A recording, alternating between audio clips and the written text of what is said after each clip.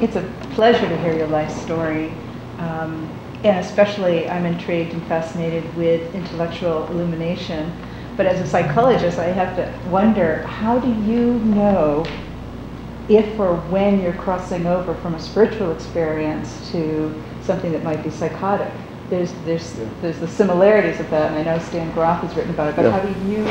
I think in the tradition, it's always, the criterion, by their fruits you shall know them, And there isn't a dissociation, and there is a clarity and a certitude and a fruit that comes from that. But you're hearing God, and God is giving you a mission. Yeah, but it isn't hearing God in the sense that someone hears a voice. It's a locution, it's an inner knowing. Do you know what I'm saying? Yeah, God has never spoken to me with words. I mean, once in a while I've heard my name called, but I've never had conversations with God like Neil Donald Walsh, who makes God look like a talkaholic. Yeah. You know what I'm saying? Oh, yeah. And he's gotten a lot of mileage out of that. He's had like 7 or 8, 9 volumes of this kind of loquaciousness going on, divine look. Lots of people that are having those conversations. You have to be very careful too, I think, and not necessarily put down this one particular individual, but it was the same with the phenomenon of channeling. Mm-hmm. It's very hard to subtract the narcissistic egoic impulse out of that. Yeah. Because generally what happens when true mystics or saints or sages have these kind of visionary experiences is they're known interiorly, and they're very private. They're not something that you rush out and tell Oprah. Yes. It's just not that, yeah. You wouldn't say what that mission was. Right. Yeah. Yeah. It's just that, so I'm a little suspicious of people that can't wait to tell the world that God is speaking to them. Because the really implicit message is, aren't I a swell guy that God would be talking 7 volumes through me and not you?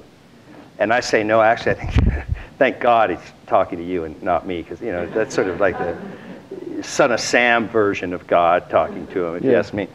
But you have to be very careful of those kinds of things. It's not to say that certain wisdom can't come through that, but it's not generally the preferred form of communication of mystics that are getting a little more authentic realization. But it's always a fine line. Yeah. Always a fine line. Because, if you look at the single message, in a sense, of Jesus Christ, the early theologians worked this out, and I think this applies to everybody. One person, fully 2 natures. Fully human and fully divine. And I believe that's true of every sentient being. And so the fully divine can talk to you, but it always talks through the fully human. And the fully human is always various degrees of screwed up. That's just sort of that's the definition of getting to be a human.